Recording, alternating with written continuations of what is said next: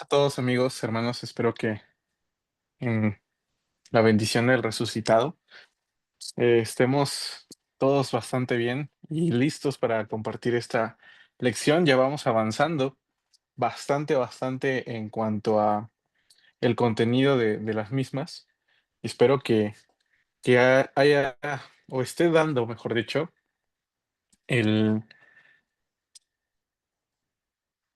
la, el resultado adecuado, ¿no? El resultado deseado, que es generar en nosotros otras miradas, otras convicciones acerca de Jesús, y no necesariamente que sean opuestas al Evangelio, sino que lo complementen de gran manera y estén generando en nosotros preguntas, dudas, comentarios, ¿verdad? Que van más allá solamente de una lectura superficial del texto, sino que precisamente lo vayan clarificando, lo vayan haciendo cada vez más, más nutrido, más rico en contenido. Y el tema de hoy es acerca de la pasión, muerte y resurrección de Jesús. El objetivo de esta clase es explorar los relatos de la pasión, muerte y resurrección de Jesús desde una perspectiva histórico-crítica, recuperando el valor de su mensaje para la iglesia primitiva. Y claro que esto desde ya genera pues un reto, genera una situación un tanto complicada porque para nosotros, como cristianos, las lecturas, los recuerdos, las memorias acerca de la muerte y resurrección de Jesús son parte habitual de nuestra liturgia, de nuestros cantos, de nuestras oraciones y también forman parte central de nuestros estudios bíblicos. Entonces, quizá darle cierta perspectiva crítica será un poco chocante en algunos puntos, ¿no? Porque hay algunas cosas que nosotros tenemos ya enraizadas en nuestra manera de ver estos eventos de la vida de Jesús, y cuando le damos mm, cierta vuelta, ¿no? A la explicación o buscamos alguna otra alternativa, puede llegar a ser un poquito complicado para nosotros. Pero no se preocupen, vamos a llevarlo con calma, vamos a llevarlo con bastante amor, sobre todo porque a final de cuentas es eso lo que Jesús nos va a transmitir en todas estas escenas. Ahora, lo otro también es que podamos retomar este mensaje, ¿no? ¿Qué fue o de qué manera la iglesia primitiva se vio implicada en todos estos eventos y en las memorias colectivas acerca de Jesús? La bibliografía van a ser 2 libros primordialmente, en los cuales me voy a basar en cuanto a respuestas, en cuanto a propuestas. El segundo es muy amplio. Definitivamente, más bien es un libro como de consulta, no es tanto como de lectura, el segundo libro que coloco. Pero primordialmente, cuando tiene que ver con el tema de la resurrección de Jesús, es ya para esta altura una lectura, o mejor dicho, una búsqueda obligada. Y el otro, el primero, que es La muerte de Jesús de Adriana Destro y Mauro Peste, em, también me sirvió como base de algunas frases que voy a ocupar. El segundo, La resurrección del Hijo de Dios de N.T. Wright, es un tanto también, eh, para algunos grupos, un tanto, eh, no es tan aceptado, sería la forma agradable de decirlo, ¿no? Pero es necesario cuando se hace un estudio serio acerca de Jesús. La introducción, bueno, todo el esfuerzo de Jesús eh, estaba lleno por el deseo de que Dios transformara al mundo, de que realizara su dominio en la tierra. Recordarán lo que hablábamos la lección anterior, que tiene que ver con el reino de Dios. Jesús se dirigía a todos con un mensaje. El centro de su lucha situaba una idea absoluta, una esperanza clara, era necesaria una inversión de la sociedad. Y esta inversión de la sociedad es lo que él llama el reino de Dios. Como veíamos en la lección anterior, el reino de Dios es como un grano de mostaza pequeño, cual todas las semillas de la tierra, es la más pequeña de las semillas de la tierra, según el evangelista, pero crece para ser un árbol que cubre a aquellos que están desprotegidos, desfavorecidos. Y esa es una de las posturas de Jesús respecto al reino, pero todas ellas van a presentar una manera distinta de apreciar la sociedad en la que vive, donde los primeros son los últimos serán primeros, donde el primer lugar lo ocupan aquellos que sirven, donde los pobres tienen el lugar de supremacía por encima de los ricos. eh, es el reino del revés, es el reino donde las cosas son contrarias a lo que esta sociedad presenta. Esta sociedad moldeada por la fuerza, moldeada por el poderío, moldeada por el dinero, moldeada por la fama, no va a ser la sociedad adecuada para Jesús. La sociedad adecuada para Jesús es aquella donde prioriza las necesidades elementales del ser humano por encima de las demás cosas que podamos nosotros colocar, incluso por las religiosas. Y Jesús va a proponer en el reino de Dios la idea de que aquel que necesita ayuda es nuestro prójimo, y aquel que da la ayuda es el prójimo, a pesar de que sea alguien contrario, ajeno, incluso enemigo de nosotros.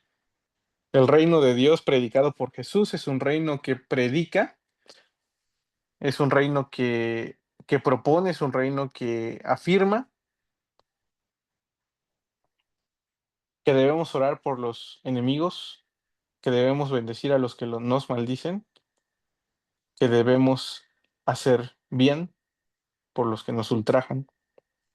Es un reino distinto, es un reino que, como él a final de cuentas va a afirmar en algún momento, no es de este mundo, ¿verdad? Quiere impactar a este mundo, pero pues lo supera por completo, ¿verdad? Eh, Sin duda, ese reino predicado por Jesús va a verse culminado, o va a verse resaltado el clímax máximo de las narraciones de los evangelios, van a ser los relatos de la pasión. Son la teología de la cruz, sobre todo considerando que Marcos es el primer evangelista, y ocuparán un lugar extenso en los evangelios respecto al resto de los relatos de la vida de Jesús. Así que vamos a ir viendo cómo ese reino tiene lugar en estos relatos de la pasión. Como primer acercamiento, vamos a ver las nociones o las expresiones extrabíblicas que hablan acerca de este suceso. En primer lugar, creo que ya lo habíamos tratado en una de las lecciones iniciales. Vamos a ver a cuatro autores, uno que es Flavio Josefo, otro que es Tácito, otro que es Plinio el Joven y otro que es Suetonio. Las fechas de composición de estos textos, que son extrabíblicos, tienen que ver alrededor del año 93 Flavio Josefo hasta el año 120. Y en estas lecturas extrabíblicas vamos a encontrar datos acerca de la muerte de Jesús, que son la parte más extensa de los evangelios sinópticos en cuanto a su narración. Y lo que podemos encontrar aquí son algunas similitudes, algunas características que corroboran lo que está narrado en los evangelios, y otras que sin duda también van a colocar alguna cuestionante, pero son importantes, ya que podemos también abordarlo de esa manera, ¿no? Porque estos autores van a contrariar o van a diferenciarse de los evangelios. Y bueno, Flavio Josefo habla acerca de Jesús y su ejecución. En alguna clase ya vimos el testimonio flaviano, y su valor histórico es de que es un alto valor histórico, pero tiene interpolaciones que también vimos, derivado de que los que rescatan la obra de Flavio Josefo pues son cristianos, y colocan estas interpolaciones con ciertas frases que provienen desde la fe. Tácito nos va a asegurar, nos va a afirmar que al personaje llamado Jesús, al cual a las personas seguían, era llamado también el Cristo, y que quien va a aparecer en escena es un personaje llamado Pilato, ¿no? Esta es una confirmación externa del relato bíblico. Plinio el Joven va a afirmar que hay un grupo de, para ellos, una secta judía llamada cristianos que adoran a Jesús como hijo de Dios. Y esto pues es una muestra de la fe desde tiempos muy antiguos. Y por último, Suetonio, aunque las citas de Suetonio no son tan reconocidas hoy en día, ¿verdad? Pero hay una alusión indirecta a este grupo y a la vida de Jesús. De las fuentes extrabíblicas, antes de entrar a los evangelios, nosotros extraemos que existió una persona llamada Jesús, que las autoridades lo acusaron, que el prefecto de Judea de parte de Roma era Pilato y lo condenó a muerte, que murió crucificado, que sus seguidores siguieron amándolo, dice Flavio Josefo, incluso después de su muerte. Y por último, que era llamado el Cristo.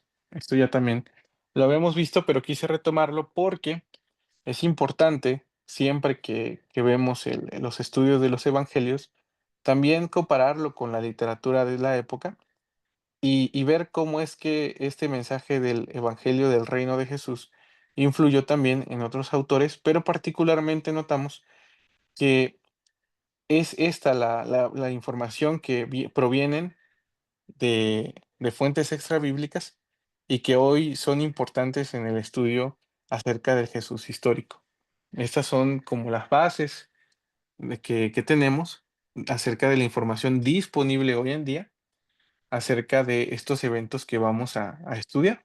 Entonces, algo que resalta o me llama mucho la atención es la frase de Flavio Josefo, ¿no? Los que lo amaron, lo siguieron amando. Esa frase me gusta mucho y también tiene que ver con la resurrección de Cristo más adelante. Flavio Josefo no la creía como tal, pero su expresión implica muchas circunstancias que tienen que ver con la fe de la iglesia del primer siglo. Lo segundo, después de las fuentes extrabíblicas, en el proceso de redacción de los relatos de la Pasión, es que vamos a encontrar el hecho de que antes que se escribieran los evangelios sinópticos, se escribieron las cartas originales de Pablo. Antes de Marcos, que es el primer evangelio de acuerdo a los estudios contemporáneos, se escribieron las cartas paulinas y en las cartas paulinas nosotros ya encontramos una tradición que proviene de acuerdo al apóstol de la enseñanza que ha sido transmitida. Dice el apóstol en 1 Corintios, y creo que la cita está equivocada, pero dice, yo les transmití a ustedes lo más importante y lo que se me había transmitido a mí también. Cristo murió por nuestros pecados, tal como dicen las escrituras. Y creo que es 1 Corintios 15, en realidad la cita. Pero lo que resalta aquí es el hecho de que ya para el año 50 aproximadamente, para el año 50 mediados antes de los 60, eh, ya Pablo ya coloca como un testimonio de tradición importante los relatos acerca de la pasión. Y ya también le da un significado teológico a estos relatos. Para Pablo, el significado teológico es que Jesús murió por nuestros pecados. Ahí ya aparece, y les comento, eh, a mediados de la década de los 50 del primer siglo, ya está esto en los textos de el apóstol Pablo. La interpretación de los sucesos de la vida de Jesús.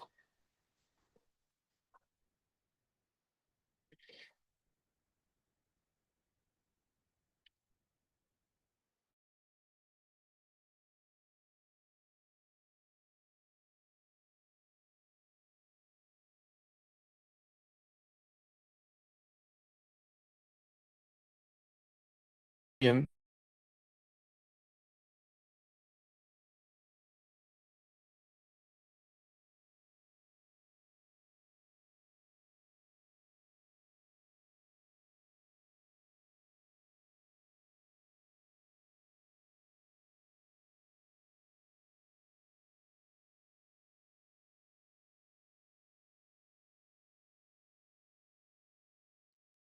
Parece que se nos fue un momento.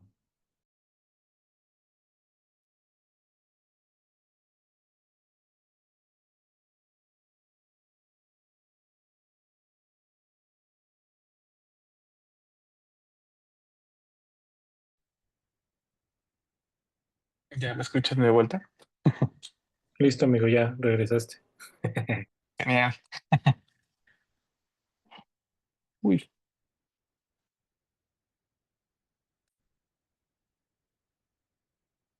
no me permite borrar esta línea. Bueno, eh, antes de los evangelios escritos, comentaba, existen algunas tradiciones orales ya estructuradas acerca de la pasión de Jesús, como lo son himnos, fórmulas litúrgicas y relatos breves. Lo que les comentaba acerca del pasaje de Primera a los Corintios, capítulo 15, verso de 3 al 7, es una fórmula completa acerca de la muerte y la resurrección de Jesús. Y no solamente eso, sino que también Pablo va a retomar elementos que tienen que ver con la cena del Señor. Entonces, este, este primer acercamiento al relato de la muerte de Jesús y también de las menciones del apóstol Pablo, nos hablan ya de algo muy temprano dentro del discurso de la iglesia primitiva.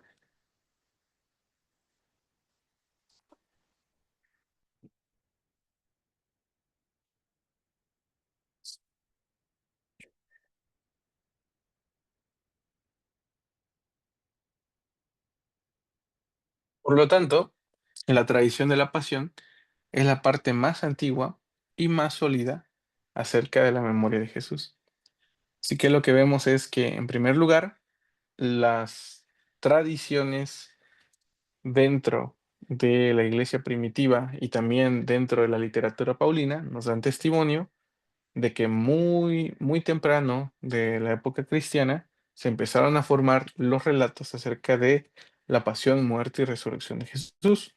Y por otro lado, también las fuentes extra bíblicas, que son muy recientes comparadas con otros personajes de la antigüedad, también nos dan testimonio de estos relatos, pero más que de los relatos, de los hechos que se fueron produciendo en torno de la vida de Jesús. Y particularmente, como vimos, nos dan algunas pistas, nos dan algunas pruebas y evidencias de las cosas que ocurrieron. Particularmente el testimonio flaviano es el que más aporta debido a su extensión, pero también los otros testimonios nos dan algunas pistas, nos dan algunas ideas de lo que tiene que ver acerca del Jesús histórico.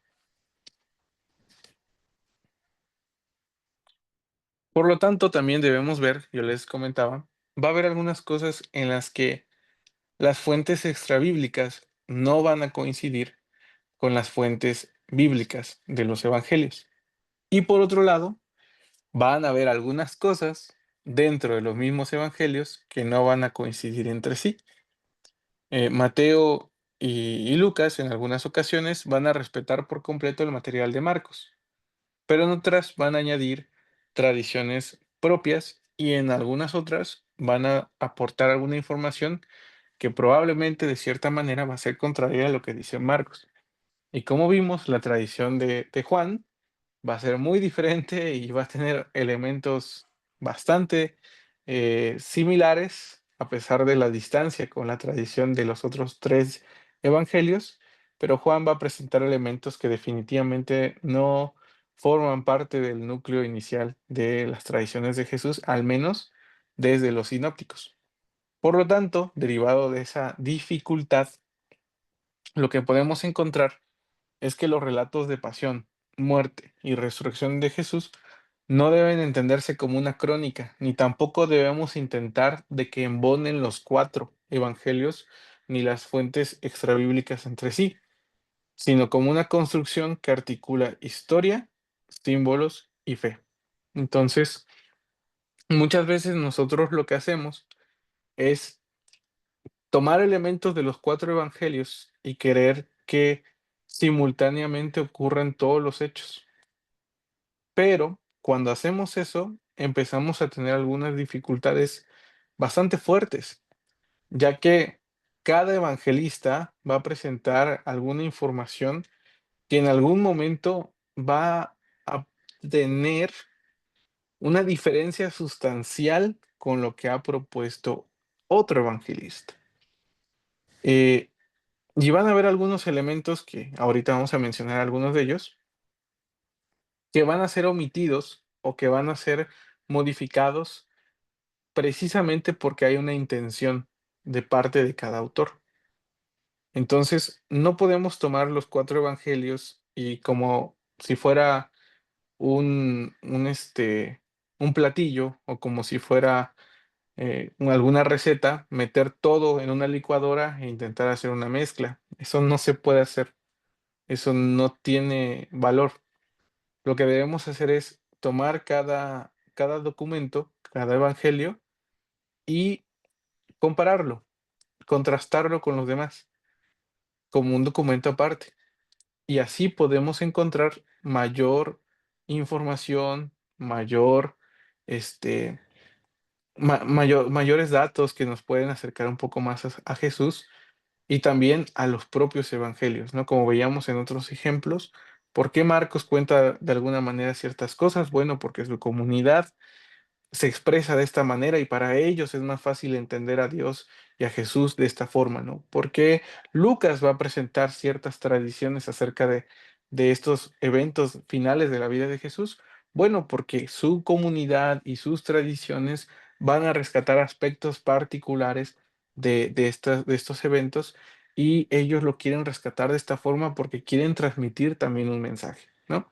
Ya en la suma de todo, pues tal vez podemos hacer una reflexión final, pero cada documento, incluso las fuentes extra bíblicas, tienen un propósito. Por ejemplo, Flavio Josefo no tiene las mismas intenciones que Plinio ni Suetonio, son intenciones muy diferentes que cada uno de los autores tiene y por lo tanto lo más adecuado es tratar cada documento por su cuenta y posteriormente poder darle un significado y comprender su mensaje, ¿no? Entonces, cada evangelio va a tener una articulación de la historia de Jesús con sus símbolos y desde la fe. Así que cuando hacemos esto, lo más recomendable pues es acercarnos, y es lo que vamos a hacer, acercarnos a cada evangelio y ver qué es lo que nos está enseñando, qué es lo que nos está proponiendo, y les digo ya al final, en la suma de todo esto, ya podremos encontrar un aprendizaje o una enseñanza final, pero ya después de haber hecho todo un trabajo eh, de estudio, ¿no? No es solamente intentar armonizarlos e intentar que encajen, eso no puede ser o no es lo más adecuado. En primer lugar, de acuerdo a las tradiciones que tienen que ver con los eventos finales de la vida de Jesús, encontramos el drama del Getsemaní. Y en ese drama del Getsemaní, Jesús va a expresar su sentir, va a expresar sus emociones, va a expresar su dolor, como todo ser humano. En las narraciones que encontramos, y particularmente en el Evangelio de Marcos, vamos a ver cómo Jesús experimenta miedo y una lucha interna. Em, lo otro que puedo compartirles es que, de acuerdo a lo que hemos estado estudiando, lo más adecuado siempre va a ser estudiar primero el Evangelio de Marcos, posteriormente los otros 2 evangelios que son Mateo y Lucas, y por último el Evangelio de Juan, porque ese es el orden que los autores contemporáneos proponen que, que fueron escritos los evangelios o que las tradiciones se fueron asentando. Entonces, cuando nosotros nos acercamos primero al Evangelio de Marcos, como vimos en precisamente esa lección, Marcos va a mostrar un lado más humano, un lado más sufriente de Jesús. Y él va a experimentar Jesús en el Evangelio de Marcos un dolor tan profundo que lo embarga por completo en toda el alma hasta sentir allí mismo en el drama del Getsemaní la muerte. Este relato va a subrayar la humanidad de Jesús, un punto de vital importancia en la cristología temprana. ¿Y cuál es ese punto de importancia o cuál es ese evento de importancia? Y es la unión de lo divino con lo humano. Ese es el primer acercamiento que hace los evangelistas cuando tratamos acerca del drama del Getsemaní. En el drama del Getsemaní encontramos una escena complicada. Se ha traído para, para todos los estudiosos y para todos los curiosos también algunas de las preguntas más difíciles de responder, que es acerca de lo que ocurre con uno de los discípulos de Jesús, que es Judas Iscariote.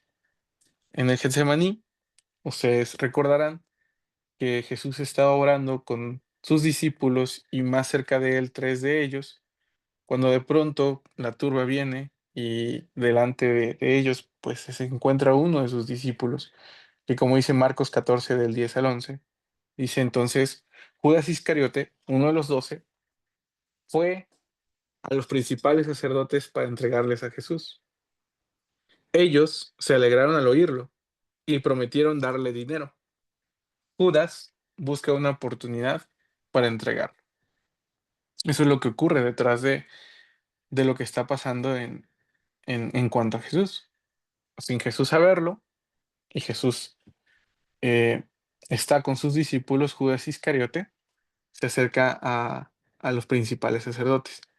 Y algo que cabe resaltar de este pasaje en particular es que, al menos en el Evangelio de Marcos, Jesús, perdón, Judas no entrega a Jesús por dinero.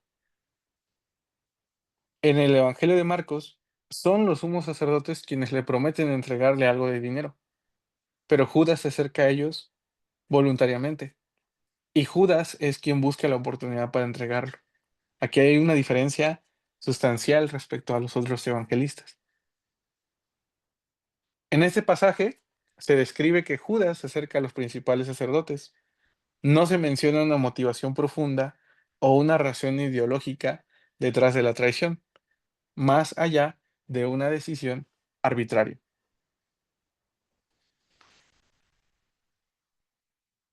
Según Marcos, y vean cómo esto va escalando, como les decía, ¿no? En un estudio, un detalle tan pequeño, pero ya nos permite comparar los evangelios. Según Marcos, el acto de Judas no está vinculado a una gran trama teológica o una inspiración divina. La entrega de Jesús se presenta como un acto casi personal y gratuito, ¿no? Entonces, en Marcos, la traición de Judas en el Getsemaní se deriva no de que él esté buscando dinero, no de que él esté buscando cumplir un propósito divino, sino simplemente es un acto y una decisión personal. Él es quien busca a los sacerdotes, y en este pasaje son los sacerdotes quienes le ofrecen a él, posterior a la entrega, darle dinero. Es muy, muy diferente a la imagen convencional que tenemos de esta escena, pero así aparece en Marcos. Por su lado, Mateo, eh, Judas podría haber entregado a Jesús por dinero, ¿no? Entonces, esta ya se asemeja más a la imagen tradicional que tenemos de Judas, ¿no? En este pasaje, pues se le entrega por una cantidad, el pago por su traición, 30 piezas de plata, es un detalle significativo, aunque los evangelios tampoco explican de manera detallada por qué Judas acepta el trato. Aunque, como les digo, esta ya se asemeja más a la imagen tradicional que tenemos del motivo de la traición, que es porque hay una avaricia de parte de Judas y por lo tanto él termina entregando a Jesús por dinero. Algunos intérpretes, de acuerdo también a lo que propone Mateo, van a proponer, pero perdón, valga la redundancia, algunos intérpretes van a proponer que Judas no fue un simple traidor, sino que actuó como parte del plan divino. Según esta interpretación, su traición fue necesaria para cumplir las escrituras, ¿no? Como aparece en Salmo 41, verso 9, Zacarías 11 del 12 al 13. Y como bien vimos en la lección acerca de Mateo, Mateo constantemente va a estar regresando al Antiguo Testamento para buscar ejemplos que aparecen allí y asimilarlos con lo que está pasando en la vida de Jesús. Lucas, por su parte, va a proponer algo diferente. En Lucas 22, del 3 al 6, no menciona específicamente que Judas recibiera dinero, sino que se enfoca en la influencia de Satanás sobre Judas. Dice que Satanás entró en Judas. Esto resalta un elemento demoníaco y una dimensión espiritual detrás de su acción. Entonces, como pueden ver en un elemento que aparentemente era muy pequeño al principio, cuando estábamos viendo la escena de Getsemaní y de pronto aparece Judas, de acuerdo a Marcos, Marcos afirma que la motivación de Judas es algo personal y gratuita. Mateo va a proponer que la razón o el motivo por el cual Judas acepta traicionar a Jesús son unas 30 piezas de plata con el propósito de que se cumplan en él las profecías. Y de hecho cita otras escenas, ¿no? Del Antiguo Testamento, como también lo hará Lucas. Pero Lucas primordialmente no se centra tanto en el hecho del dinero, sino que para Lucas lo que ocurre es de que Satanás ha entrado en Judas y le da un significado teológico al accionar de este discípulo. Como ven, son acercamientos distintos de un mismo hecho. Y por eso les decía, lo que solemos hacer pues es intentar que todo coincida, que todo combine, cuando no es así. Cada evangelista va a tener un propósito particular y cada evangelista va a tener una mirada singular de estos eventos y los va a narrar de maneras diferentes, aunque es el mismo acontecimiento.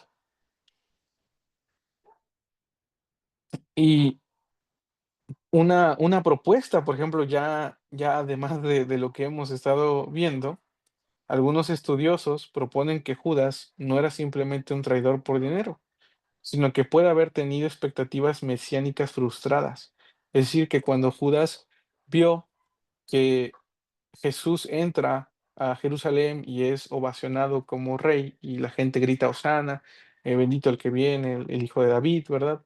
Eh, Él piensa que Jesús tenía la oportunidad de coronarse ese día. Y como ve que Jesús no decide coronarse, sino que al llegar ante el templo de Jerusalén se suelta a llorar, muy probablemente en la mente de Judas lo que ocurre es que termina decepcionándose de su maestro. Esa es otra propuesta.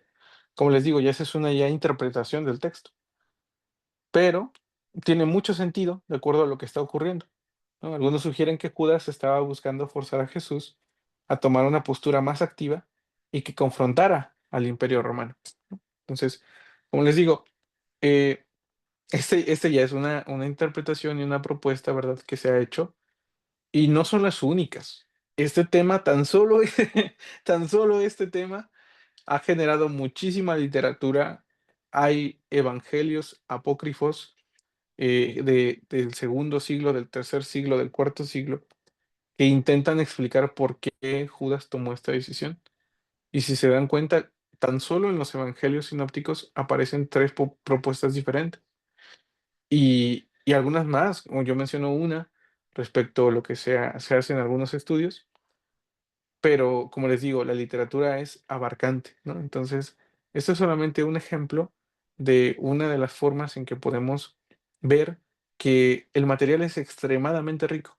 El material no nos vamos a cansar, no nos vamos a agotar de leerlo, porque cada vez que lo leamos, vamos a ver, vamos a notar ciertos detalles que nos van a llevar a preguntarnos y nos van a llevar a interesarnos mucho más acerca de la vida de Jesús. Y eso es de lo que quiero motivarlos, ¿no? Más allá de que intentemos darle una explicación al acto de Judas, es un ejemplo de cómo si nosotros intentamos, como les decía hace un momento, simplificar la vida de Jesús, nos vamos a perder detalles maravillosos, interesantísimos, cosas que ni nos habíamos dado cuenta, ¿no?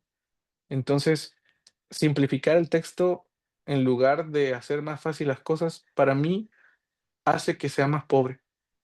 Desde mi perspectiva y lo que intento compartirles, queridos amigos y hermanos, es que nos acerquemos al texto con sinceridad, con humildad y digamos, no lo sé todo. Entonces, buscar esos detalles que quizás por una lectura ligera habíamos pasado por alto. Y ahora, al acercarnos a estos textos, que al menos son 4, y les digo, ahí están las fuentes extra bíblicas, están los otros evangelios que no compartimos, ¿verdad? Porque no forman parte de los canónicos, pero existen. Entonces, eh, al hacerlo, reconocer con sinceridad ante Dios y ante nosotros mismos que no lo sabemos todo, que estamos en pañales, que necesitamos continuar creciendo, y entonces acercarnos con sinceridad y decir, Señor, ¿qué quieres que yo aprenda de esto? ¿No? Es una lectura más sincera, es una lectura más humilde y nos permite abrirnos a la oportunidad de conocer más acerca de Jesús. No sé qué les parezca, amigos, y no sé si tengan alguna pregunta respecto a tan solo este punto.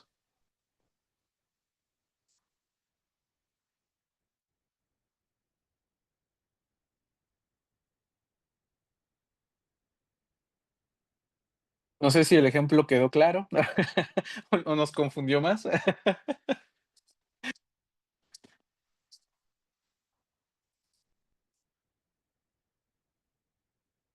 Todo bien, todo bien. Y personalmente, si les soy sincero, esta postura que está en pantalla es la que a mí más me calza por el tema del Jesús histórico.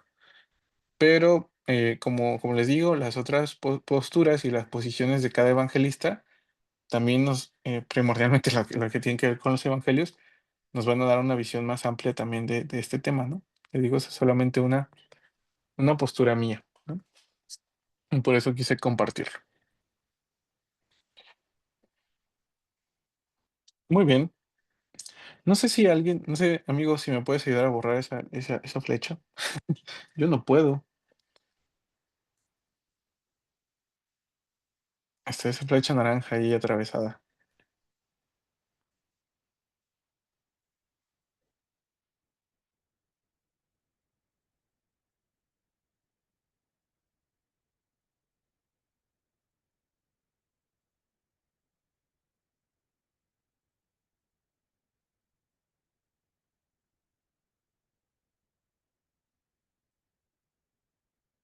No, no me lo permite. Bueno,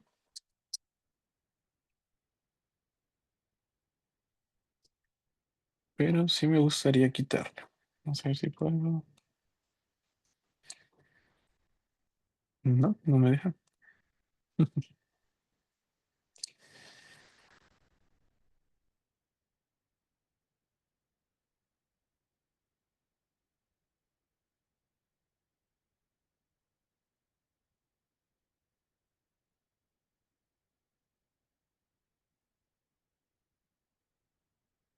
Muy bien, continuaré.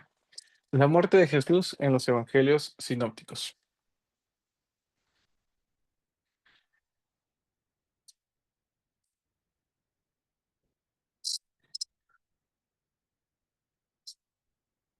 Queda claro que, como les decía, esas 4 visiones, esas 4 posturas de cada evangelista acerca de Jesús, va a mostrar cómo cada comunidad entendió, comprendió y finalmente aceptó este evento, este acontecimiento. Sin embargo, una muerte así de violenta no es tan fácil de procesar. Eh, tener estos puntos de inflexión, estas dificultades que aparecen en la vida, no son sencillas y no lo fueron para la iglesia del primer siglo. La iglesia primitiva tuvo que batallar para poder comprender qué era lo que estaba pasando. La muerte violenta de Jesús, de alguna manera, fue inaceptable para algunos de sus seguidores. Y eso provocó una relectura de toda su vida. En los evangelios se produce un recuento de este evento mediante la cual la memoria del maestro pudo ser restablecida. Y es que lo que vamos a ver es que los discípulos y las personas que convivieron con Jesús, no fue sino hasta su muerte y posterior resurrección que comprendieron el significado y el mensaje de sus palabras. Podemos decir y entender que muy probablemente en el transcurso de su ministerio ellos lo acompañaron, estuvieron con él, escucharon todos sus mensajes, todas sus prédicas, vieron los milagros que él hizo. Si aceptamos cada uno de ellos como históricos, ¿verdad? Pero aceptándolo también genera una dificultad, ya que ¿por qué durante su ministerio las personas constantemente terminaban abandonando a Jesús y quedaba él solo con sus discípulos? Y esto es porque durante su vida, su ministerio y su propósito no fue comprendido. Todo lo que nosotros tenemos, sabemos y conocemos acerca de Jesús está visto a través de este filtro, a través de esta experiencia de los relatos pascuales, de los relatos de la pasión, de los relatos de la resurrección. Es decir, es una vista, es una perspectiva ya narrada desde la fe de que Jesús ha resucitado. Así que ellos tuvieron que hacer un recuento, una relectura, tuvieron que retomar todas las experiencias de Jesús que vivieron, que escucharon, que saben, pero todas esas experiencias de Jesús son leídas, interpretadas, aceptadas y creídas ya desde la experiencia de la resurrección, ¿no? Entonces, tiene este filtro, tiene esta ya condicionante, ¿no? Todo lo que encontramos en los evangelios, todo lo que encontramos en las narraciones acerca de Jesús, en las tradiciones de Jesús también descritas por Pablo, ya van con la idea, ya van con la fe de por medio, ¿no? Entonces, no debemos omitir ese punto porque eh, durante la vida de Jesús, muy probablemente nadie se interesó en muchos aspectos de la misma. Hubo aspectos que nosotros probablemente perdimos por completo precisamente porque no se prestó atención a ello. Lo que tenemos ya es una recopilación de toda esa información, pero derivada de la fe, ¿no? Así que eso también es importante resaltar porque claramente nos está mostrando, o claramente nos está dando la pauta de esta lectura. Así que los milagros de Jesús, las parábolas de Jesús, este, los dichos de Jesús, las predicaciones suyas, ya son retomadas por los discípulos, pero ya vienen con la idea de que eso lo dijo alguien que sufrió, murió y ha resucitado, ¿no? Entonces, es importante tomarlo de esa manera porque los discípulos no se preocuparon durante la vida de Jesús de recapitular sus actos. Eso ya son contados posteriormente. E incluso ya son 50 años después, 40 años después de los hechos, ¿no? Entonces, ya vienen con una herencia de fe, con una tradición de fe que compartieron las comunidades cristianas del primer siglo. Por lo tanto, son más de 50 años de interrogantes, ¿no? Son preguntas, son dudas, incertidumbres que los discípulos y los seguidores de Jesús tuvieron a lo largo de este tiempo y aparecen en los evangelios, se ven en los evangelios. Por ejemplo, ¿no? Los sumos sacerdotes, los ancianos, los escribas y todo el Sanedrín llevaron a Jesús ante Pilato acusándole, según Marcos, de muchas cosas. Poco antes le habían declarado héroe de muerte porque había dicho que era el Mesías, el Hijo del Bendito, ¿no? Entonces, hay algunas inconsistencias en cuanto a la narración, porque en alguna parte dice, pues es que lo acusamos de muchas cosas, pero en algunas otras partes dice, no, pues es que el motivo de la acusación es que él se declara a sí mismo el Mesías, ¿no? Entonces ahí hay algunas inconsistencias dentro del mismo pasaje porque no se interpretó ese evento de la misma manera o hay varias tradiciones que se van recapitulando para formar un solo texto. Y vamos a comenzar, por lo tanto, como les decía, con el Evangelio según Marcos. Marcos, como primer evangelista, como primer responsable de recapitular la historia y la vida de Jesús, va a poner en escena a Pedro negando a Jesús. En los hechos que ocurren delante del Sanedrín, dice que Pedro se mantiene ahí cerca y algunos le preguntan si no era uno de los galileos que seguían a Jesús. Pedro va a responder, yo no conozco a ese hombre del que hablan.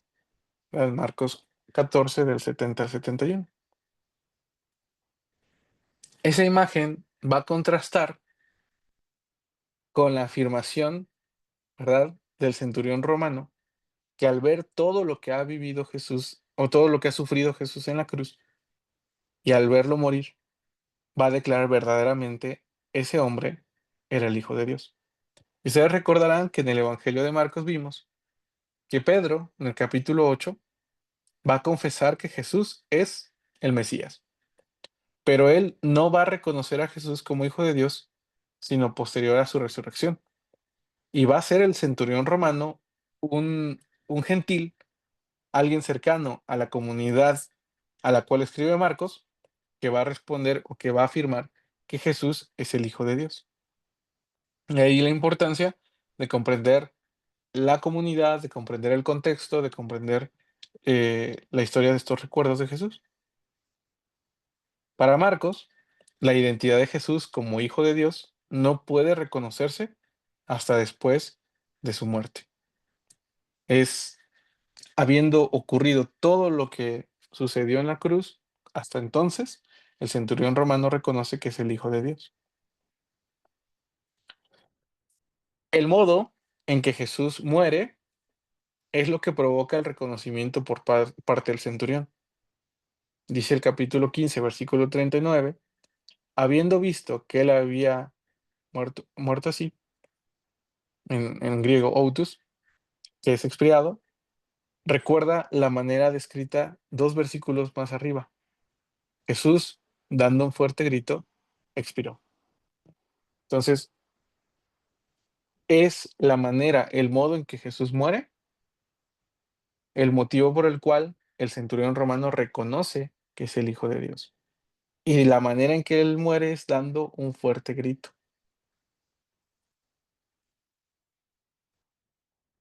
En el Getsemaní, según Marcos, Jesús va a implorar al Padre que haga a un lado el sufrimiento. Eso en Marcos 14:35. Incluso le recalca a sus discípulos, mi alma está destrozada de tanta tristeza, hasta el punto de la muerte. Quédense aquí y velen conmigo. Por lo tanto, el gran grito que aparece en ese pasaje que da Jesús al expirar es el grito que recuerda al que poco antes había dado, que es el de Dios mío, ¿por qué me has abandonado? Aunque el centurión no ve esta escena donde Jesús está orando al Padre porque su tristeza le ha llenado hasta el punto de la muerte, nosotros sí, nosotros como lectores sí lo estamos viendo.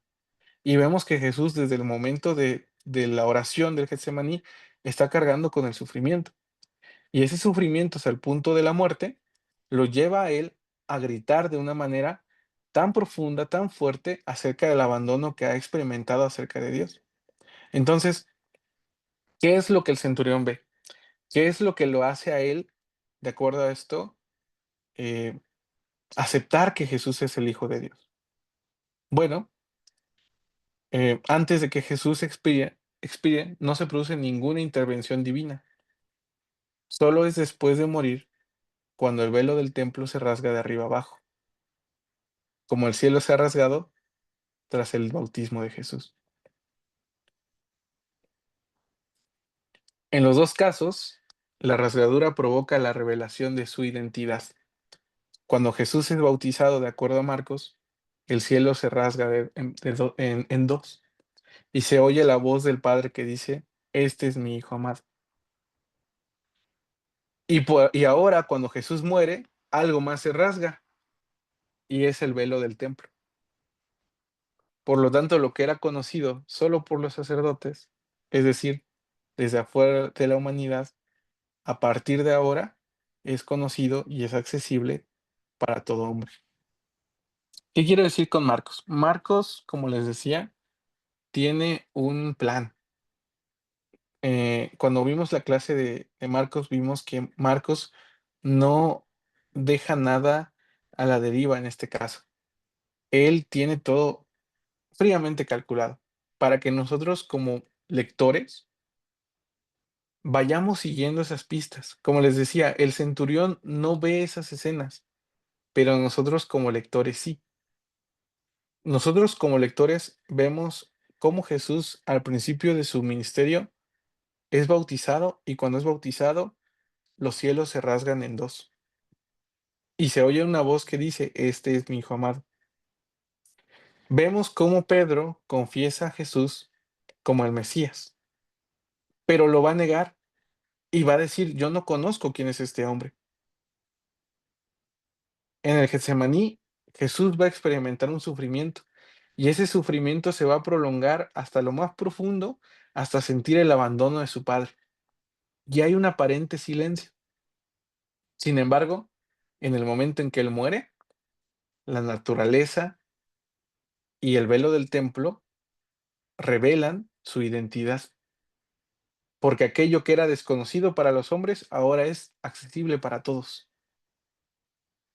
Así que, aunque el centurión no estuvo en todo este proceso, pero nosotros como lectores sí, el centurión va a afirmar lo que el lector debería también afirmar, que derivado de todos estos eventos en conjunto, Jesús claramente es el Hijo de Dios.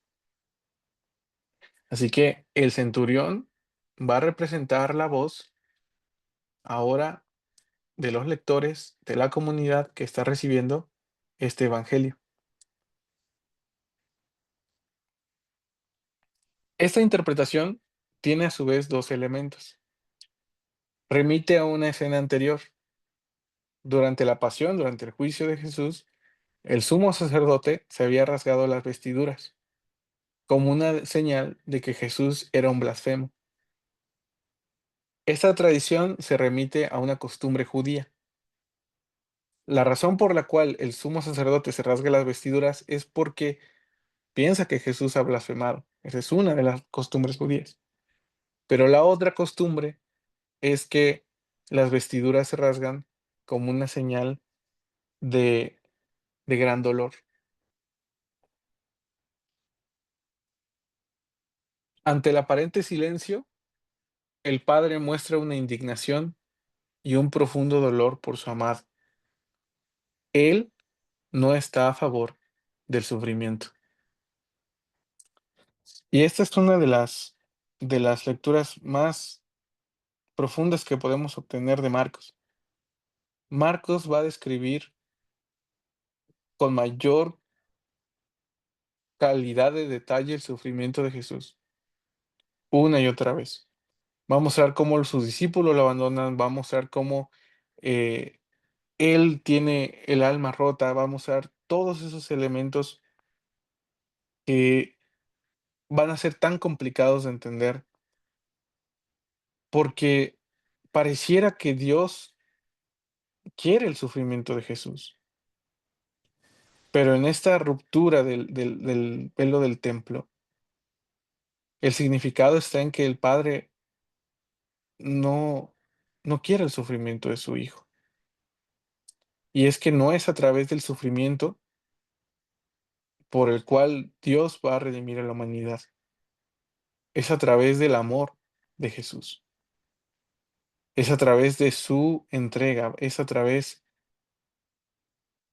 de todos los actos de bondad que hizo a través de su vida en favor de la humanidad. El sufrimiento no está en la perspectiva y en el plan divinos. El sufrimiento es parte de esta vida y es parte de lo que acontece incluso a los justos. Pero Dios muestra que está acompañando a su Hijo. Y aunque aparentemente hay un silencio, Él no lo ha abandonado. Él está con Él. El Padre está con su Hijo. Está allí en la cruz con su Hijo. Aunque todo lo demás parezca decir lo contrario, Dios está acompañando en medio del dolor. Dios está por encima del dolor. Y es eso lo que se revela en el momento de la muerte de Jesús. Así que en la lectura de Marcos, nuevamente retomando lo de las comunidades, es una comunidad que está sufriendo y por lo tanto necesita saber que Dios está en control, que Dios está con ellos, que Dios está indignado con aquellos que están causando dolor a sus hijos. Y Jesús es el Hijo de Dios. Y que si el Hijo de Dios sufrió y tal vez ellos también lo están haciendo, ese sufrimiento es temporal porque Dios lo va a terminar un día y porque Dios está a favor del amado y está en contra precisamente de los sufrimientos que están atravesando. Entonces es una lectura que no está esperando que nosotros simplemente suframos porque sí. El sufrimiento porque sí no está en los planes de Dios. El sufrimiento debe ser entendido como parte de la vida y debe ser comprendido como una experiencia que también es causada por los opresores y es causada por las injusticias. Jesús es víctima de una injusticia, de un juicio que no debió haber sido llevado a cabo, pero curiosamente el único que se da cuenta de todo esto no son ni sus discípulos, no son ni los sacerdotes, no son ni las mujeres que están cerca de él, es un extranjero, es el centurión. Y él reconoce a través de lo que está viendo que Jesús es el Hijo de Dios. Y quizás eso también sea duro para nosotros, porque está afirmando que muchas veces ni siquiera los que lo seguimos nos damos cuenta de estas cosas, ¿no? Entonces, Marcos nos está abriendo el panorama, nos está abriendo la visión de que seamos sensibles a esta capacidad de reconocer lo que está pasando delante de nosotros y que digamos, Dios está presente incluso en medio del dolor, del sufrimiento, y ese sufrimiento un día va a acabar. Para Mateo, la muerte de Jesús no solo provoca el desgarramiento del velo del santuario, sino también fenómenos cósmicos y la resurrección de muchos muertos. Por otra parte, el temblor de la tierra es el que provoca la confesión del centurión. La muerte de Jesús es, por lo tanto, la anticipación del final de los tiempos. Como recordarán, Mateo va dirigido a una comunidad judía y también a una comunidad que entiende el lenguaje apocalíptico.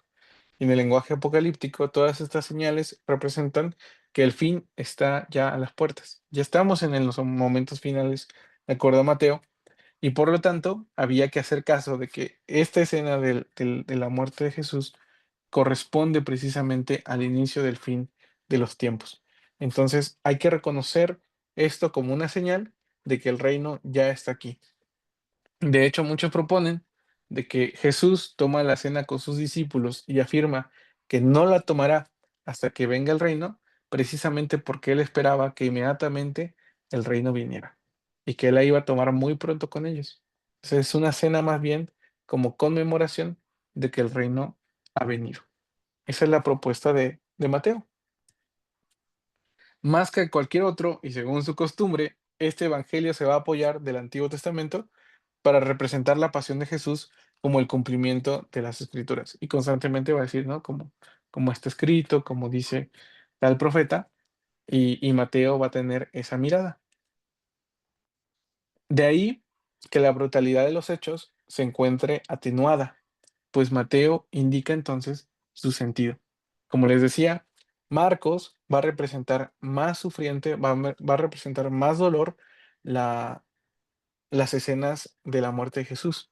Pero Mateo, como afirma que esto es cumplimiento de las escrituras del Antiguo Testamento, su narración no va a ser tan grotesca. Va a ser un poco más atenuada, va a ser un poco más pausada. No va a dejar tampoco pasar ciertos detalles, pero sí los va a expresar de una manera menos dolorosa. De este modo, se va a proporcionar una clave a los lectores. Aquel que es escarnecido en el Salmo será efectivamente salvado por Dios.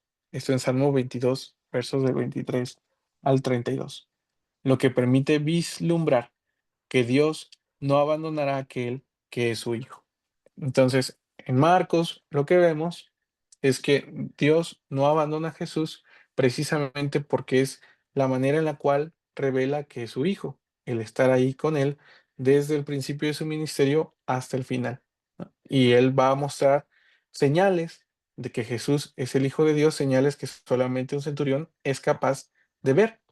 Pero aquí en Mateo es distinto, porque la esperanza de que Dios no abandonará al que es su Hijo se ve reflejada a través de una lectura de un pasaje de uno de los salmos en el Antiguo Testamento. Entonces, para Mateo, este aparente abandono no lo es tal porque, como está escrito, Dios efectivamente va a salvar a aquel que es suyo, ¿no? Entonces, aquí justifica esa ese sufrimiento y esa presencia de Dios con las escrituras del Antiguo Testamento. Según Lucas, eh, en Lucas va a ser mucho más atenuado el proceso de dolor de Jesús. Por ejemplo, de acuerdo a lo que vimos también con Judas, va a evitar decir que Judas abrazó a Jesús y se contenta con señalar que Judas se acerca a él para darle un beso, lo que no significa que cumpliera ese gesto. Jesús simplemente resalta el carácter odioso de la traición. Por un beso, tú entregas al Hijo del Hombre. Así que aquí no menciona directamente el hecho, sino que pone en labios de Jesús el acto, ¿no? Entonces, omite ese detalle que para Lucas es indigno. En la escena del escarnio es interesantemente atenuada. Antes de comparecer ante el Sanedrín, los guardias se mofan de él, pero no lo abofetean ni lo escupen como aparece en Marcos. Y sí se le pone un vestido espléndido ante Herodes, pero no se le coloca una corona de espinas. Ahí está las diferencias que aparecen en Lucas. Lucas va a intentar lo más que pueda eh, mencionar ciertos aspectos del sufrimiento de Jesús, y si los menciona, como vimos en la diapositiva anterior, lo va a hacer de una manera sutil, ¿no? No va a ser tan grotesco como Marcos, ni tampoco va a justificar los hechos con pasajes del Antiguo Testamento como Mateo, sino que simplemente los va a presentar, pero de una manera indirecta o de plano no va a indicar esos detalles. Y aquí una imagen como referencia, ¿no? Creo que todos en algún momento hemos visto imágenes de la Pasión de Cristo y sin duda es una película para muchos dura de ver, y por eso es de que yo coloco, ¿verdad? Que a la izquierda, por ejemplo, el Evangelio de Marcos sería la manera en que retrata los sufrimientos de Jesús, muy cercano a la Pasión de Cristo.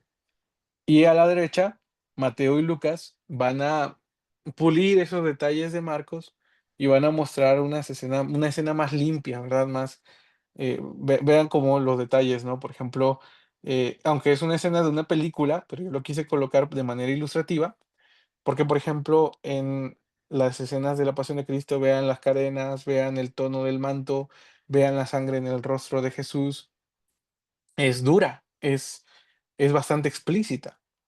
Mientras que en la imagen de la derecha, en esta película, ¿verdad? También aparece exactamente lo mismo, pero vemos a Jesús con el cabello limpio, vemos el manto solamente manchado del frente, no vemos esas cadenas gruesas, sino vemos una soga, ¿verdad? Entonces, esa es la manera, de forma ilustrativa, en que podemos representar las narraciones de los evangelistas. En Marcos va a ser dura, va a haber sufrimiento, va a haber bastante dolor, precisamente por el tipo de comunidad al que va dirigida, mientras que Mateo y Lucas, y sobre todo Lucas, van a limpiar esos aspectos dolorosos o esos aspectos crueles que hay en la narración, y si los presentan, los van a presentar de manera sutil. Por otra parte, estrictamente hablando, Jesús no va a ser condenado en el Evangelio de Lucas. Lucas evita el término. Insiste además en su inocencia, resaltada en numerosas ocasiones por parte de Pilato. Va a ser Pilato quien va a decir: yo no veo ningún mal en este hombre, yo no encuentro nada malo en él. Constantemente va a replicar este tipo de fórmulas en la persona de Jesús, y va a terminar entregando a Jesús a la muerte sin estar convencido. El episodio de las mujeres de Jerusalén que se golpean en el pecho y se lamentan por Jesús es de nuevo una ocasión para expresar su inocencia. Vean cómo lo dice: hijas de Jerusalén, no lloren por mí, sino lloren por ustedes mismas y por sus hijos. Esto en el 23-28 de Lucas.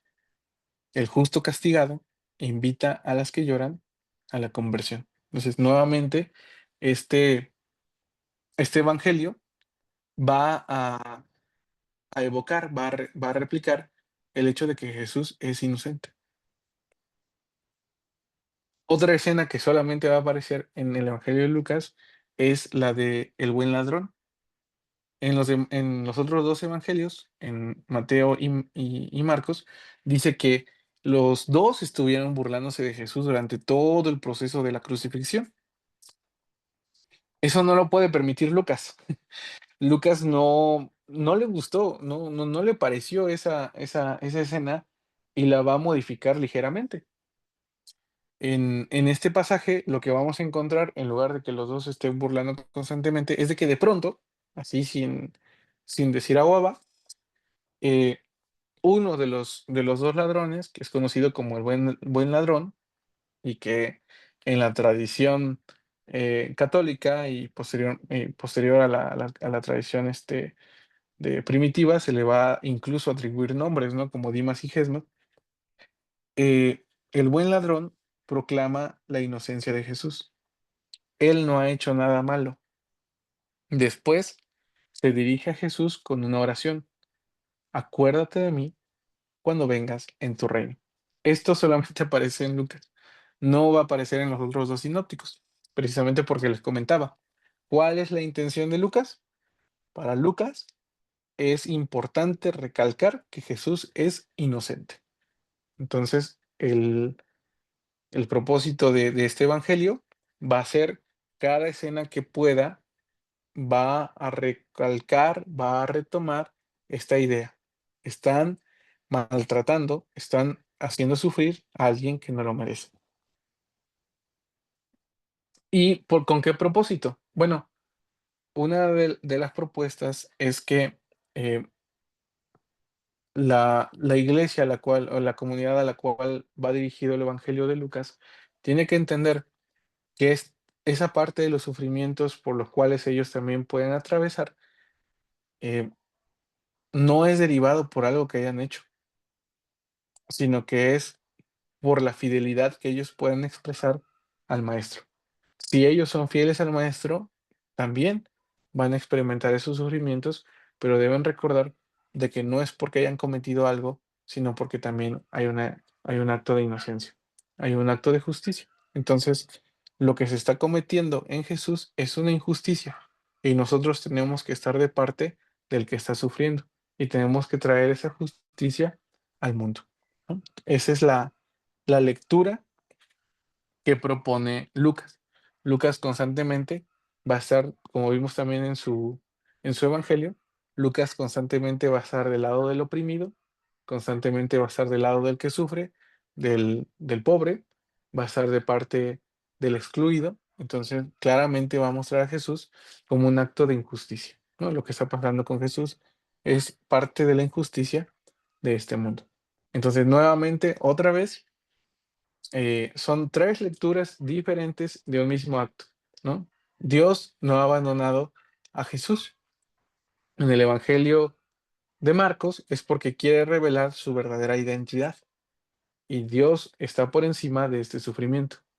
En Mateo es porque en Jesús se está cumpliendo las profecías, se está cumpliendo el Antiguo Testamento. Y Jesús no va a estar abandonado porque ya está la promesa que Dios va a estar con el que ama. Y por último, en Lucas es porque este sufrimiento es una muestra de los actos de injusticia que ocurren en el mundo. Y por lo tanto Dios se muestra como aquel que ha de traer justicia a través de Jesús. Nuevamente, son tres visiones diferentes, son tres posturas distintas y cada evangelista va a traer a la memoria o a traer esos recuerdos precisamente con esas intenciones, ¿no? Mostrar diferentes aspectos de la vida de Jesús y de las esperanzas que ellos como cristianos y como comunidades tienen, ¿no? Entonces, no sé si aquí hay alguna pregunta. Ha sido bastante información hasta acá. Antes de pasar al último punto.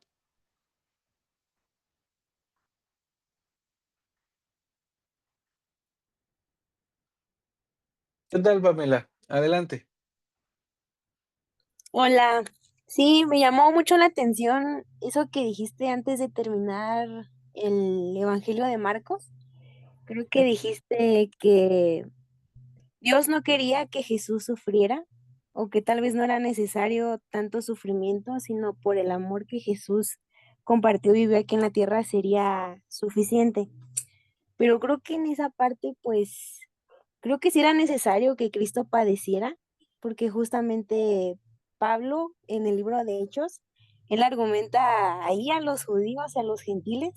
Ya saben, Pablo siempre refutando y comprobando que Jesús era, que era necesario que él padeciera por todos nosotros. Y justamente así como tú dijiste, yo no creo que Dios quiera el sufrimiento en el mundo. Y como dijiste tú, y sufrimiento sin propósito, pues no, no creo que esa sea la voluntad de Dios, pero sí creo que cuando Jesús dijo, Señor, si es tu voluntad que pase de mí esta copa, pues que así sea, y si no, pues que se haga tu voluntad y no la mía. Y pues finalmente Jesús sufrió y padeció por todos nosotros. Y también cuando en Isaías dice que por su llaga fuimos curados, creo que sí era necesario que Jesús sufriera. Y por todo ese sufrimiento que nosotros teníamos que pasar, pues Él recibió la ira de Dios, la ira de su Padre. Y justamente somos justificados por el amor que Jesús recibió y también salvados porque Él tomó nuestro castigo. Nada más eso sería. Todo muy bien, Joel. Gracias. Muchas gracias, Pamela. Claro, sí, mira, la propuesta de Pablo va a ser la expresión, ¿no? Él va a entender, esa va a ser la lectura de Pablo. Como les decía, ¿no? No estoy diciendo que una eh, sustituya o sea mayor que la otra. Lo que pasa es de que cuando nos enfocamos solamente en una de esas lecturas y propuestas de cada uno de los evangelistas, les decía al principio, ¿no? Vamos a perder todo el panorama, todo el mosaico, ¿no? Entonces, como bien dices, Pablo va a reflejar en sus cartas esa lectura, esa interpretación de los hechos de la vida de Jesús. ¿Por qué? Porque Pablo precisamente va a utilizar ese recurso como una manera de comunicar su evangelio a, a cierto grupo, a ciertos grupos, ¿no? Como lo son, en primer lugar, judíos que pertenecen a la diáspora y a su vez a gentiles. Entonces el lenguaje utilizado por Pablo va a ser muy útil para las comunidades a las cuales él se va a referir, que son comunidades que creen en los cultos mistéricos. Y no me va, no me va a dar tiempo mencionar todo esto aquí, ¿no? Pero precisamente esa postura de Pablo va a ser útil para refutar ciertos aspectos de esas culturas o mejor dicho, para ejemplificar de mejor manera lo que Dios está tratando de hacer con ellos, ¿no? Así que él va a entender la postura de la expiación y de la sustitución también como una manera de afrontar este evento de Jesús, ¿no? Y como bien dices, o sea, eso es una forma, y esa forma está respaldada por tantos versículos del Antiguo Testamento también. Pero yo les estoy comentando de que hay estas otras lecturas proporcionadas también por los evangelistas. Por ejemplo, se nos está olvidando también las lecturas que propone Santiago, que hacen las cartas de Judas, que muchas veces las olvidamos y las pasamos por alto, ¿no? Entonces, te agradezco porque sí, o sea, es una forma de abordar el acontecimiento de la muerte de Jesús desde la visión post-pascual. Y sí, va a ser Pablo el primero que va a ser el que va a predicar de esta manera el Evangelio, ¿no? Van a ser después los evangelios, Marcos, Mateo y Lucas, quienes van a proporcionar esas otras miradas también de Jesús, ¿no? Entonces, esa es la manera en que podremos eh, acercarnos a ello, ¿no? Y muchas gracias, Pamela. ¿Alguien más?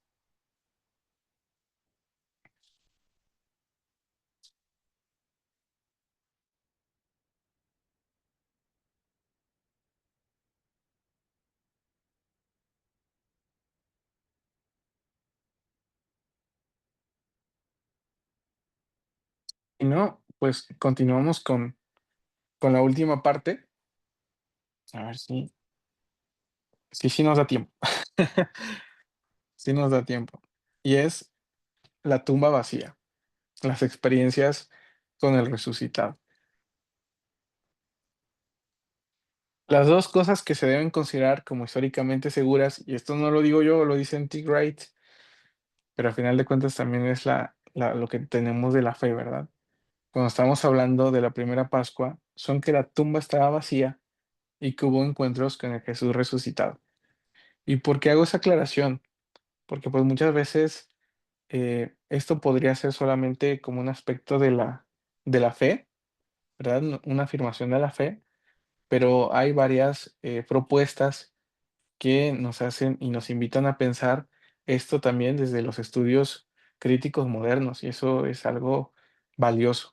No solamente lo menciona N.T. Wright, sino un eh, filólogo eh, que no es creyente, como lo es Antonio Piñero, y va a presentar estas propuestas, ¿no? Acerca de las lecturas del resucitado. Ahora, todos nosotros venimos acá con esta fe.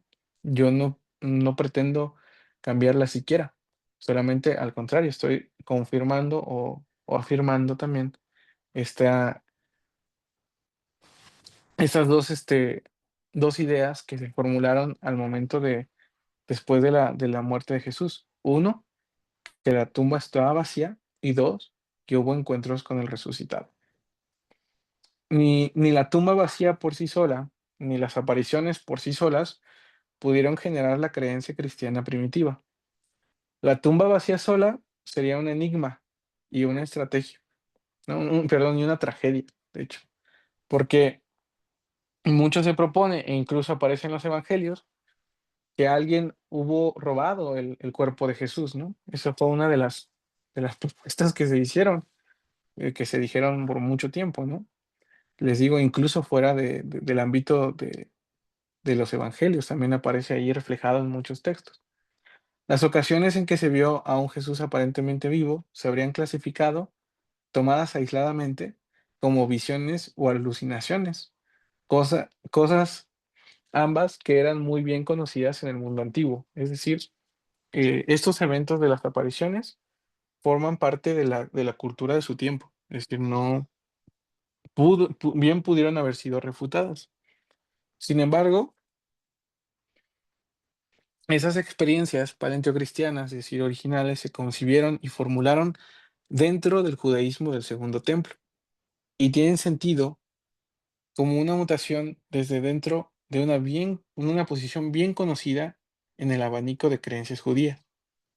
Pero a ningún otro judío del Segundo Templo se le ocurrió decir nada remotamente parecido a lo que los primeros cristianos decían.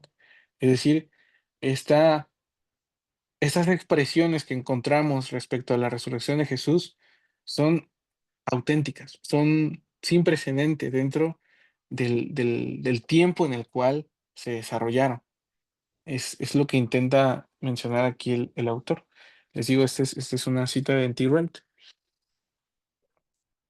Y, y esto nos da dos escenas acerca de las apariciones del resucitado. Primero, el final abrupto de Marcos. Recuerdan que en algún momento les comentaba que Marcos termina en su capítulo 16, versos 8.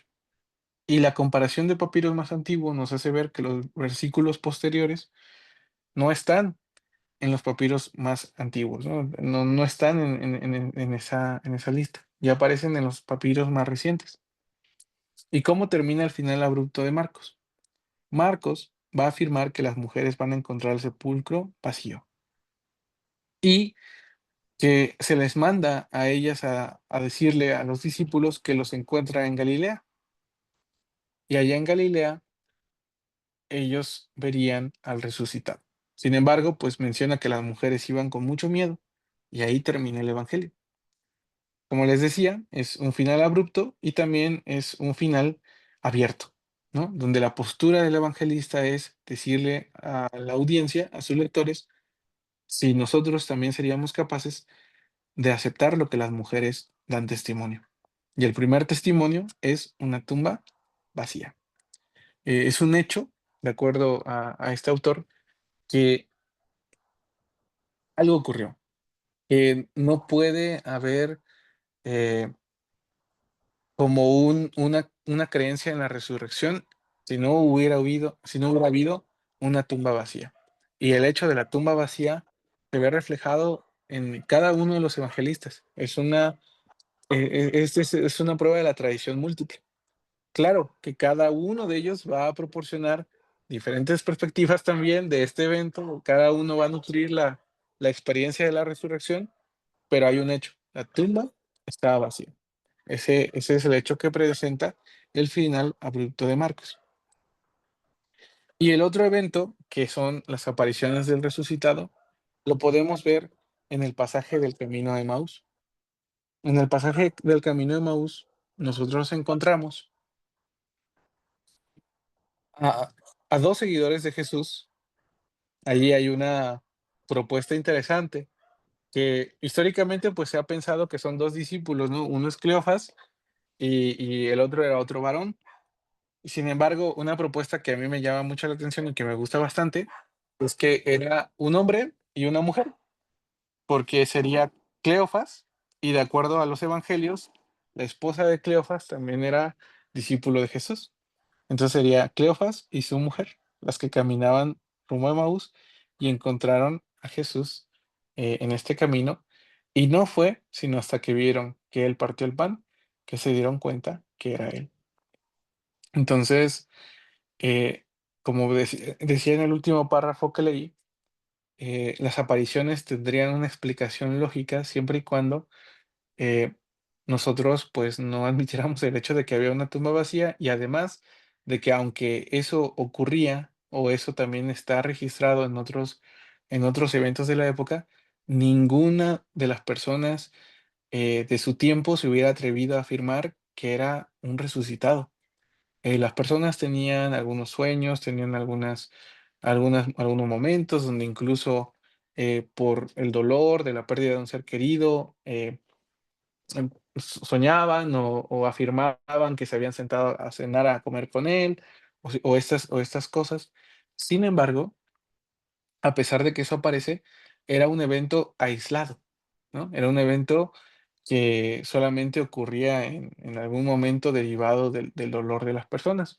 Hay muchos estudiosos que proponen eso, que simplemente las apariciones eran causadas del dolor. Sin embargo, eh, no corresponde, pues, a su tiempo. Y lo que podemos ver es que en realidad, algo ocurrió, y eso es que, uno, la tumba estaba vacía, y 2, las personas se encontraron con Jesús en el camino. Y ambas tienen un significado profundamente teológico. En primer lugar, la tumba vacía nos permite saber que el amor de Dios, como dice también Pablo, no hay nada en este mundo que lo pueda detener. No hay nada en todo lo que existe que pueda contener el gran amor de Dios, ni siquiera la muerte. Ese es el primer punto que quiere resaltar el testimonio de la tumba vacía.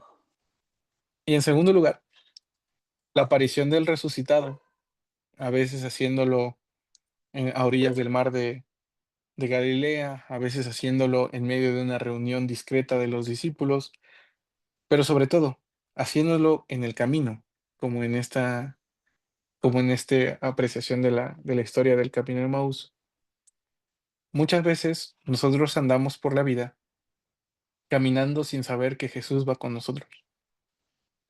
Y es hasta el momento en que le hace un gesto característico suyo que nosotros nos damos cuenta de que Él está allí caminando con nosotros. Él no nos ha abandonado. Así como el Padre no abandonó a Jesús en la cruz, Jesús tampoco abandona a los suyos aún después de la muerte. Y eso es lo lindo de darnos cuenta, que Dios siempre ha estado allí a pesar de que nosotros no lo sabíamos. Y cuando abrimos los ojos, por fin nos damos, eh, por fin vemos esa perspectiva de que durante todo el camino que hemos recorrido en esta vida, Jesús había estado enseñándonos, había estado trabajando con nosotros, había estado moldeándonos, había estado dirigiéndonos de tal manera que ahora somos capaces de percibir su presencia en nuestra vida. Y créame que ese es un proceso difícil, duro, que como bien decía Pamela, ese sufrimiento sí es necesario de atender, ese sufrimiento sí es necesario de sanar. Hay algunos sufrimientos en esta vida que no tienen significado, pero Dios da una vuelta a la historia. Como les decía, es el Dios del revés. Es el Dios que toma aquello que para nosotros quizás no es necesario, no es oportuno, no tiene valor, pero Dios toma aquello incluso que no es valioso y lo hace parte de su reino y le da un propósito y un sentido para que nuestras vidas entonces tengan un sentido.